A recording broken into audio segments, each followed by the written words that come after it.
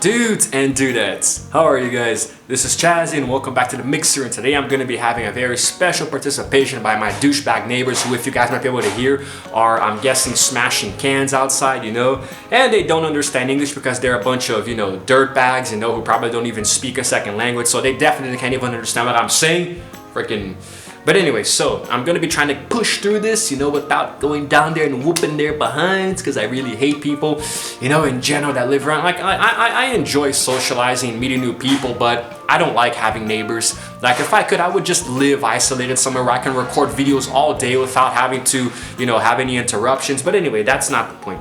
The point is that today I'm going to be talking about, despite being so angry right now, this is not What's the Damage, this is actually the Mixer. I'm going to be talking about books. The last time I talked about this was such a long time ago, back when my channel was still in the early days of being a channel. I think it was back in 2016 or 17, but I'm not going to leave a link to that video because it is very cringy. It's very old. It's a very old-timey Chazzy. So I don't even, if you guys have the curiosity to go back and look for it, go ahead, but I'm not going to leave a link to it up here.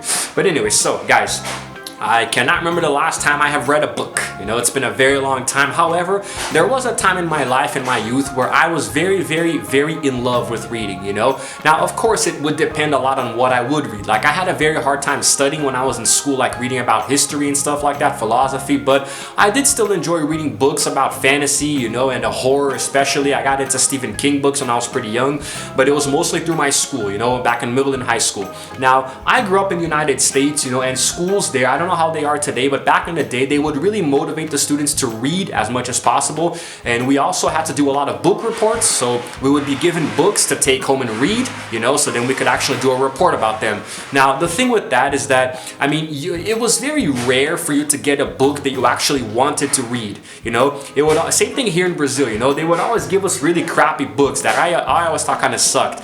The only exception that I can remember was this one time in the 6th grade where we read something called The Watsons Go to Birmingham. That's actually a very critically acclaimed book, and I do believe it's based on a true story. That was actually one of the few books that I remember reading and doing a book report for that I actually enjoyed. Actually, no, because in the 7th grade, now it's all coming back to me now, we did a book report, my class, on Freak the Mighty, which we also later watched the movie about, did a little quiz, and it was really nice. It's really cool when, like, oh yeah, we also read Holes, but that didn't count because I had already seen the movie at that point, so I already liked it anyway. But but being exposed to books at a young age was very crucial for me becoming the adult that I am today. I have a very strong respect for literature, even though I don't consume it as much as I used to because I don't have the time.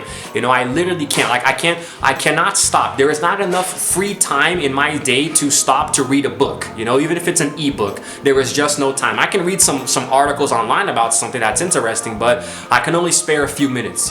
So, but if I had time, maybe I would go back. Try to read something that I like. And the very first book series that I ever got into were the Magic Treehouse books written by Mary Pope Osborne, who's an American author. And I started reading those at a really young age, man. I was probably like, in the 3rd or 4th grade maybe, or maybe 5th. No, I'm pretty sure by the 5th I had the entire collection up until that point. No, I think it was...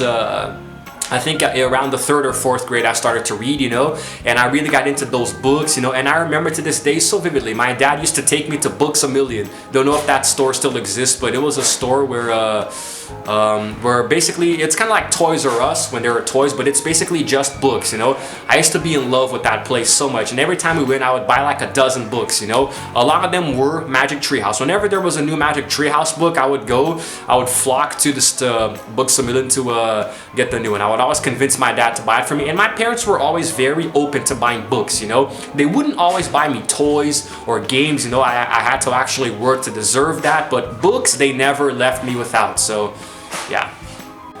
Guys, look, I apologize for the background noise that I'm sure you are hearing, but I can't just sit here and wait for them to stop to record because, the show must go on. I'm recording at a certain time where it's like the best time for me to record, a little break between breakfast and lunch, so I have to get the video out right now, and hopefully they'll stop soon. They do this all the time, and it doesn't usually last for too long. I think they're crushing cans for some reason, they're poor, so they're probably going to sell them, whatever. But anyway, so back to books. So I had a lot of books to read at home. You know, I had a lot of books, man. I think at one point I may even have had close to 50 books. 50 books might not seem like a lot, but I was a child.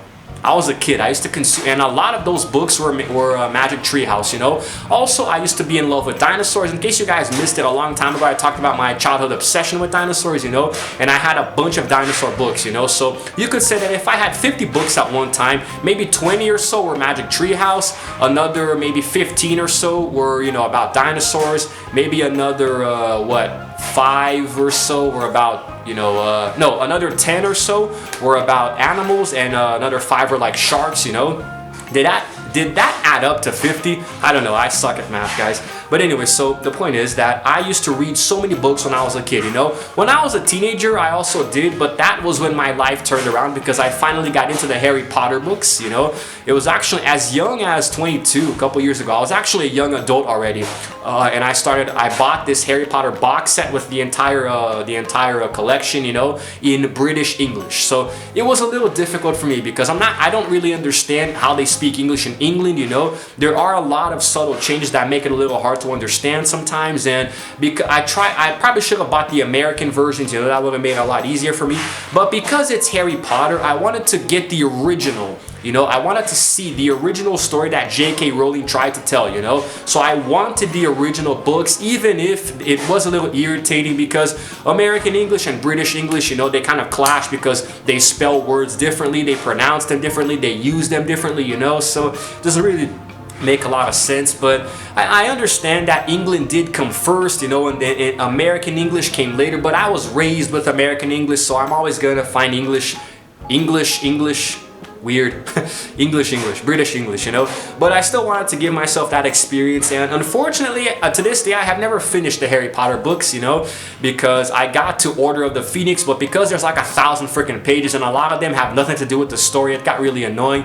It's almost like Rowling was trying to write like, I don't know, 10 different stories in one book, and it just got really annoying. The Goblet of Fire, to this day, is the longest book that I've ever read, you know, and I managed to finish it actually twice. I think I read it twice, you know. But no, I didn't. I read it when I tried to read Order of the Phoenix twice because I did it. I tried to read it once and it didn't work. Then later when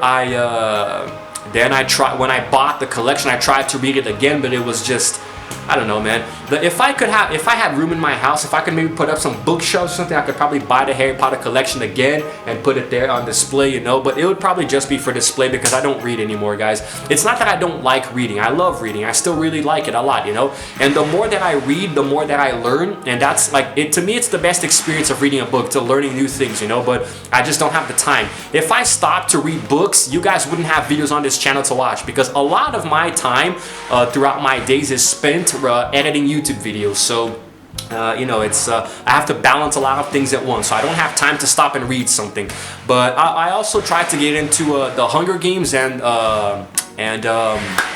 the Percy Jackson books at one point, but I also didn't have too much time, mostly because I was focusing on Harry Potter, you know. I'm not even gonna get into Twilight because, let's be real, that doesn't count as Twilight doesn't count as books, man. Stephanie Meyer needs to go screw herself, and don't even get me started on 50 Shades of Grey. Oh my god, I can't even, where do we even begin with 50 Shades of Grey? Even though I am kind of a fan of the whole BDSM subculture bondage to...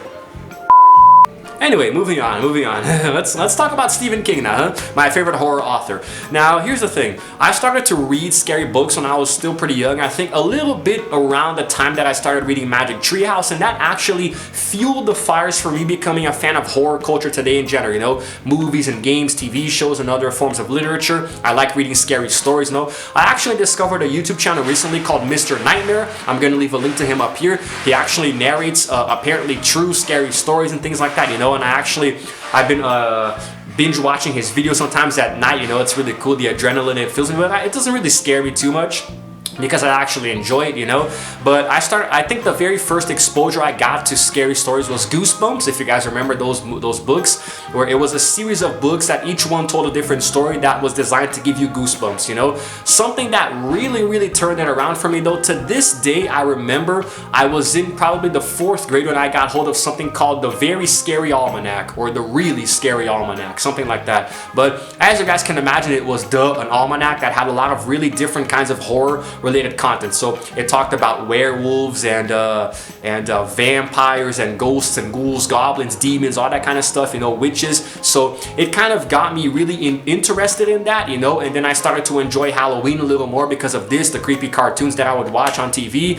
And then later I would start to watch, well, no, it would actually take a longer time than that, but the point is that I started to get more attracted to it, you know, and read a few more scary stories, even though when I was a kid a lot of things scared me. Today, as an adult, I consume a lot of horror content and a lot of horror media, you know, so, and I actually like it a lot, although there is a bit of a, there's a little bit of a limit, you know, like I don't like anything that's too scary, you know, like if I go to the movie theaters to watch something like The Conjuring or Annabelle, I know that I'm gonna get jump scared, but I still try to prepare myself anyway. But the point being, guys, that you know, I always try really hard to consume horror media in a way that's not going to give me nightmares, you know. It takes a lot to scare me today, because even though like sometimes I'll get jump scared in a movie and it'll stay with me for a few days, but that's just because it's very impressionable. Like The Conjuring, the first time I saw it was really impressive. To this day, I think it's one of the best horror movies I've ever seen. Same thing with the sequel, the Annabelle spin-offs, you know. Wasn't really too big a fan of The Curse of La Llorona, but it's still in the same lore, so, but you know, I actually, it all started back then, you know, reading those scary stories that years later would make me want to consume horror media as a whole, you know. And yeah, man, I like how I started this segment, this section of the video talking about Stephen King and did not talk about him at all. Anyway, so here's the thing. Now, Stephen King is my favorite horror author. However, contrary to popular belief, I have never actually read in full one of his books, you know, just bits and snippets here and there online, you know, and I kind of already know how they work, because here's the thing. I have seen almost every major Stephen King movie adaptation, you know. We're talking about what, there's Pet Sematary, there's It, there's The Shining, there's Cujo, you know, there's the Tower of Doom, no, the Tower of Terror. The Tower of, I forgot what it was called, but I have seen so many of his movies and they are all apparently very, very faithfully adapted from the source material, so it almost feels like I've read the books, you know, but I know that I actually haven't. But the reason that I still consider Stephen King to be my favorite horror author is because his books are so good that they turn into pretty much hit movies, you know. Now, I did get a little bit of a taste of The Shining when I was a teenager. I tried to read a little bit of it, but I never got around to finishing. But the point is that I have never actually fully read one of his books, but if I could, I would, you know. It's hard to get a hold of them here in Brazil, though, because they're very expensive. And even when I find them, like they're all in Portuguese, it's really hard to find the American versions, you know, in English. And when I do, they're expensive as hell. Everything in this country is expensive. I hate it. So it's really hard to enjoy art here in Brazil, man, because everything is expensive as hell.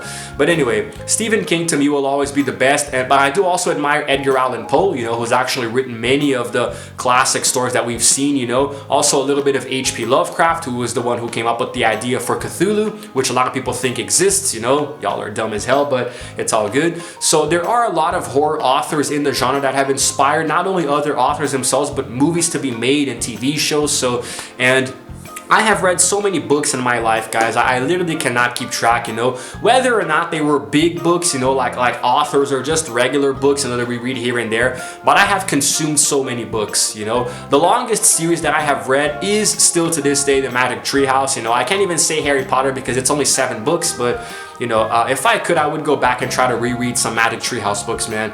There was a time when Mary was writing different kinds of books, you know, where Jack and Annie, who were it was Jack, right? Jack and Annie? I forgot. I forgot if the main character's name was, his sister was Annie. What was his name? Jack? Okay, I'm gonna look that up later. But anyway, she started writing these things called the Merlin missions, where they would be going to different, different places, traveling through time, saving Camelot, you know. So there's a very big evolution. They started off as kids and slowly became adolescents and teenagers. And I don't even know if there still are books today. If there are, that would be really nice to read. I really enjoy some of the more horror-esque ones, you know. And each time they go to a tree house, that takes them somewhere in time, you know. And it's just, those books were just a journey, man. Them going back in time to sing a bunch of stuff. My favorite is probably the Pompeii one. So much nostalgia now, man. I really gotta get a hold of these books again one day. But anyway, I think that's it, guys. I've been rambling on for about 15 minutes now. I got my timer here, you know, to let me know if the video is getting too long, and I think it already is, you know. Trying to keep my videos between 10 and 20 minutes lately so you guys don't get too spaced out. But anyway, but yeah, guys, I think that's all I can say about that. You know, the books that have made an impression in my life, you know, I used to read so many of them back when I was a kid because I had more time. I simply had more time, you know. It helped me to learn a lot of English, you know, so I speak the English that I do today because of the many of the books that I read. So there's also that. But anyway, I think that's it, you know. Shout out in the comments below, letting me know what books you guys have read, if you actually have, because I don't know, maybe you don't have as much time as I do, but tell me what books you enjoy the most, you know. Maybe we can have a little opinion here. I like how it's at the very end of the video that my damn neighbors, you know, freaking quiet down. But it's okay, because now I'm going to record another one right after this one. But anyway, so that's it. If you happen to like this video, give it a like, subscribe to my channel, because I release content literally every single day, sometimes one video, sometimes two, depends on how much work I can get done. So you got to hit the notification bell to know exactly when I'm going to be recording, you know, when I'm going to be uploading, you know. So that's it. Subscribe today to become a dude or a dudette. This is Chazzy signing out for now, and as always, I will see you guys in the next video.